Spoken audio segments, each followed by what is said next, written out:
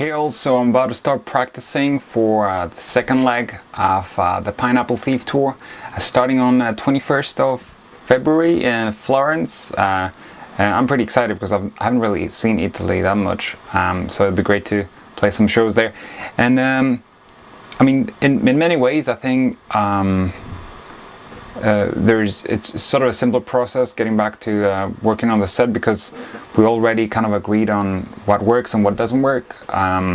So it's just going to be the case of sort of refreshing the parts that I laid down for the sort of first leg, but in an effort to try and improve things. You know, I have picked up some of the desk mixes just so I can kind of you know, have a listen. It's hard sometimes when you're playing to get that third person perspective, and yeah, there might be like a few tweaks here and there, and you know, some things I have to be mindful for in a few songs, but more or less, you know, we've all agreed that what we all do works. So in that sense, it'll be quite straightforward.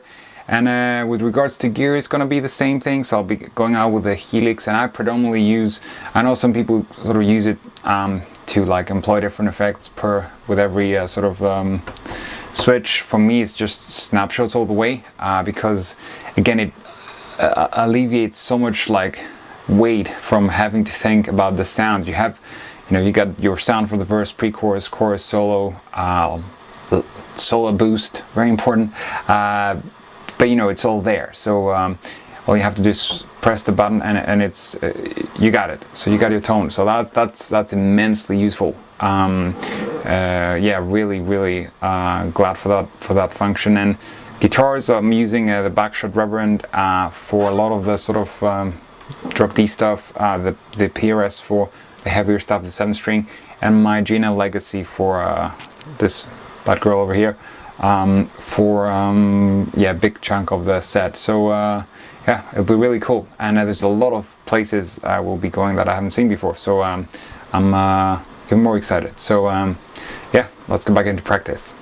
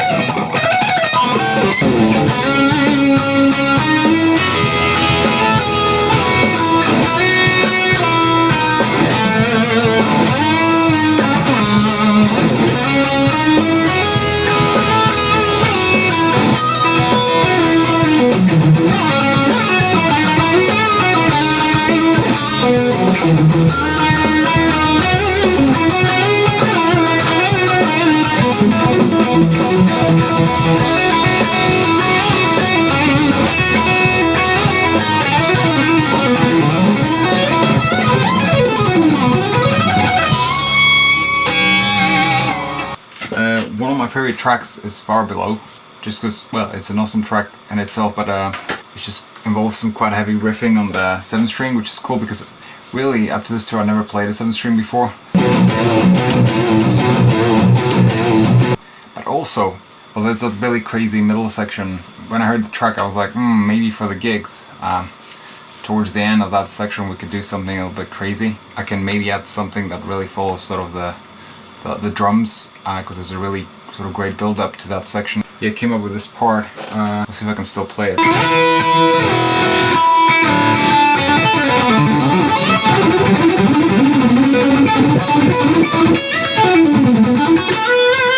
Almost there. A lot of crazy energy. So that really needs to be tight. I'm not saying that the way I played it now was tight, but when it's there, it sounds quite fun. I mean, one of the most amazing things, and again, as someone who I was always like the, you know, couple of pedals straight to the amp kind of guy. I mean, with the Helix, especially like with the snapshot sort of function, it's just incredible to just be able to go from a tone like this, you know, like to like a beautiful sort of clean sound, like a.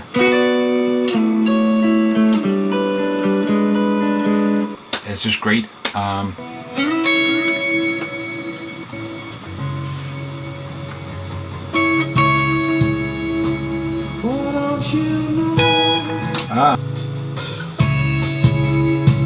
You couldn't know you were falling long before you received the blow.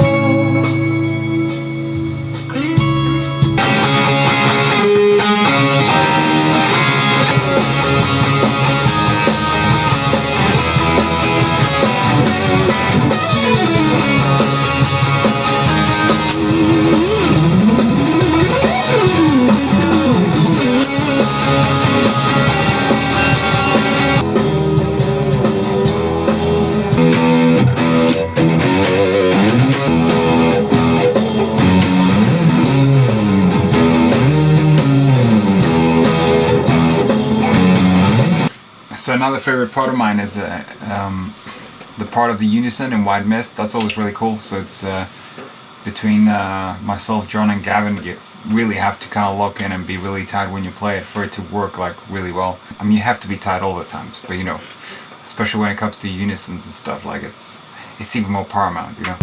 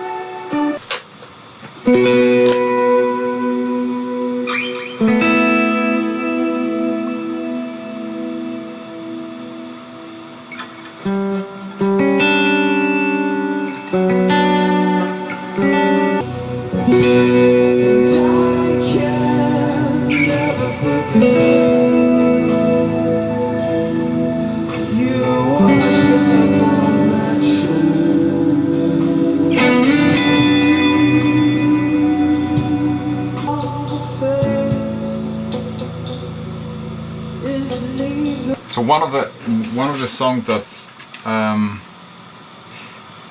another favorite of mine is actually probably my top 5 favorite Pineapple Thief songs is The Final Thing on My Mind, and obviously it starts with that little arpeggio, and it's really funny because like it's a super simple part.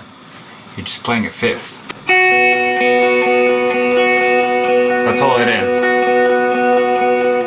But you know, it's just such a distinct part, you know, and everybody goes nuts. But when this part comes in, I mean, imagine starting it on like half step up by accident or something. It sounds like some, I don't know, some sort of gent, dissonant kind of madness. I'm now working on it's probably one of the most challenging sections, just because it just has to flow. So this is one of the things that I kind of took some sort of artistic license and just tweaked it a little bit. So that's the second half of the first solo for Shed a Light. It's a bit fast.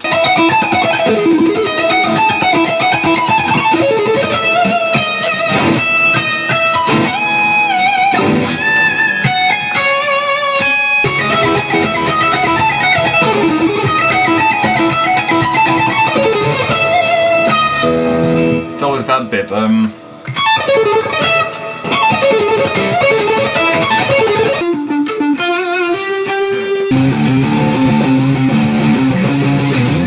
Add my own sort of solo.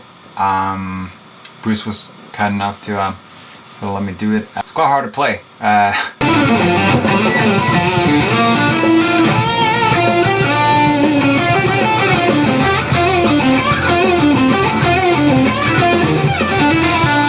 It's interesting when you have to sort of operate on almost your peak sort of level of ability early in the set. You know, I often find that, you know, sometimes you can think a little bit about, oh shit, am I gonna be warmed up enough to play this? And you know, you just have to relax and let it flow through you, because if you've done the work, if you've done the preparation, then this is something you can always fall back to. If you haven't done the work, then you're pretty screwed.